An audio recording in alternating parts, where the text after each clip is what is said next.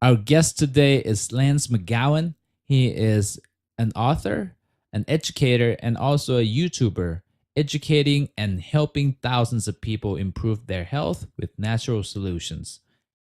He also set up wellness programs for corporations to reduce their healthcare costs, improve quality of life, and reduce the risk of premature death. I'm very excited today because today is actually the first time we recorded in a studio, and we had a really, really cool conversation around health and wellness. So definitely stick around because you will get a ton from this one. All right, guys, welcome to another episode of the Wellness Cafe. Today I'm very excited because today is our first studio version of the Wellness Cafe. I'm sitting here with Lance McGowan. How are you doing, Lance? I'm doing well. How are you? Cool. And we're going to be talking a lot about stress management today. Lance is an author, also a YouTuber, and you will learn so much more if you stick around. So let's go ahead and jump in. Tell us a bit about your history, because I know you've struggled with your own health journey and now you're helping other people along their health journey. Absolutely. Yeah, so I was born and raised in Columbus, Ohio, and my dad, he actually got throat cancer when I was 10 years old, and he had an allergic reaction to the chemo, and so he passed away when he was 47 and I was 10 years old. So that was very traumatic, and I didn't want to go down his path, but I didn't know of a better way. And then my mom, she had triple bypass surgery when I was 14, and she today is on medications for blood pressure, cholesterol. She was diagnosed as pre-diabetic, and this is strange because she came from Korea where there wasn't chronic Western disease, but standard American diet for decades and decades caused her to have some health issues. And then so my dad's nationality is black and my mom Korean, and so most people think I'm like Thai or Filipino, which is cool. So I've been, honorary member of those communities. But that is kind of my health journey, and I didn't want to go down their path. But when I went to Ohio State for marketing and transportation, and when I graduated, I worked for PepsiCo for about 7 years. So I saw the whole corporate side of things, and it just felt like it was more about profits over people. I got some really good experiences, got some really good relationships, got a best friend out of it as well. But I just knew it wasn't something I wanted to do long term. I wanted to focus on people's health and hopefully not have them go down the same path as my parents, because the top two killers in the US are cancer and heart disease, heart disease being number one. So those are directly impacted by my parents, or my parents were directly impacted by that. And so that was kind of my journey from the past standpoint. And then I moved to Vegas in 2013 for work with PepsiCo. Went to a green smoothie class, started learning about whole food nutrition, and then went to a natural solutions class, started learning about plant-based therapies, and then since then I've been doing what I'm doing now full-time for since 2014, and I have a company. It's a health and wellness company called EduVitae, and it's Latin for education is life, and there's a number of different products and services that I offer online and locally: books, coaching, videos, membership sites, a lot of different things to just empower people. I saw a little flyer at Sprouts, and one of their core values, they had mentioned that empowerment was one of them, but they had something that was really interesting right next to that word, and it was an equal sign. And it said empowerment equals agility. And I was like, that sounds really interesting. I've never thought about empowerment as a form of agility.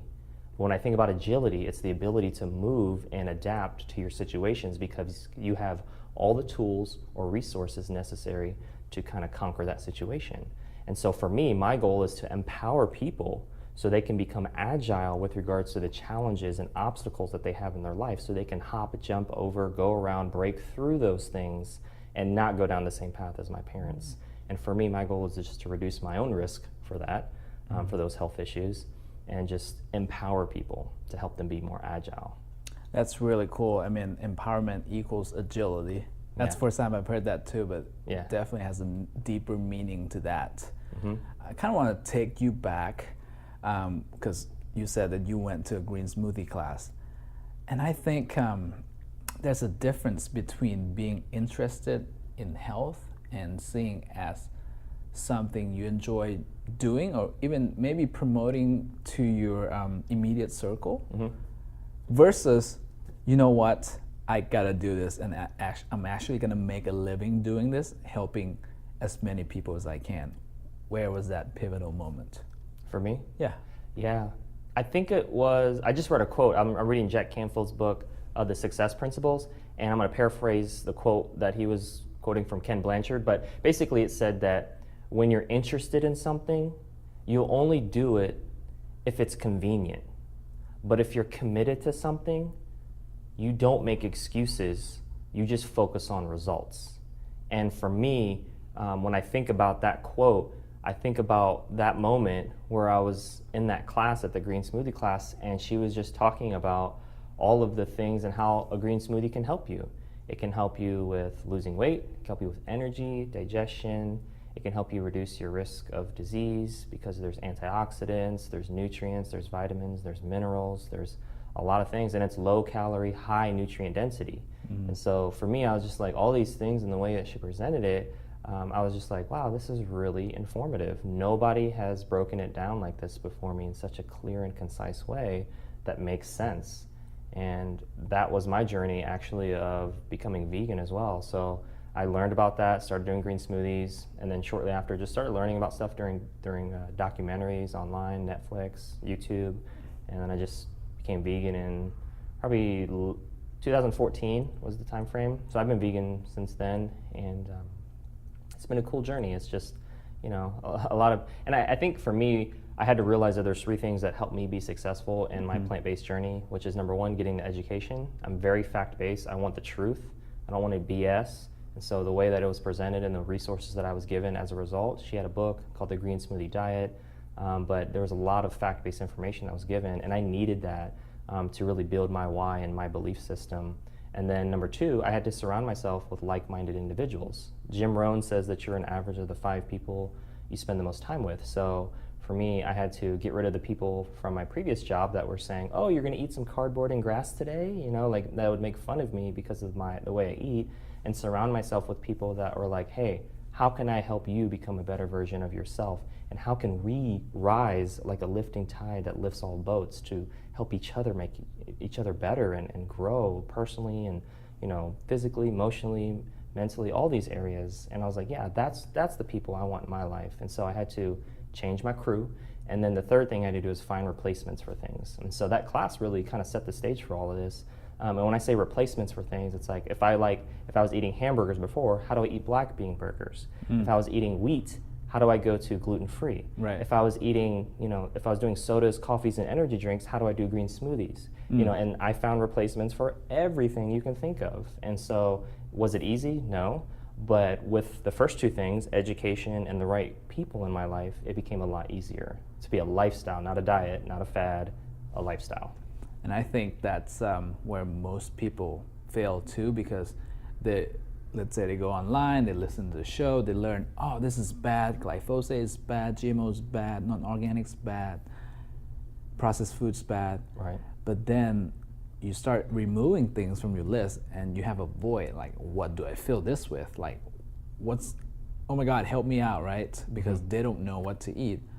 What you were saying was you start replacing like one for one. Okay, instead of this, well, I'm gonna do this instead. Yeah. Instead of that, I'm gonna do this instead. So I think that's a one of the key components for a successful habit change. That's right. You gotta know intuitively like what you're gonna replace it with. Otherwise, your brain would go bananas and it would resort back to what it was doing or what it knew to do. Yeah, it's healthy replacements, definitely. Yeah. You also wrote a book. Yeah. Tell me about that. Yeah, I wrote a book. I worked on it for 6 months. It was probably based on 6 years of my life previously, but it's called The 30-Day Guide to Reducing Stress at Work. And it's about 74 pages, and the longest chapter is 2 pages. So it's already reducing stress right there. And yeah, it's a really quick and easy read. I actually put it on Amazon. I got a audio version, got digital versions, paperback version, Kindle version. And it was a project that I did from start to finish. And I made it because I had a lot of stress in my previous job, and 75 to 90% of doctor visits are due to stress. And so for me, I wanted to give a resource to people based on my learnings and give them something.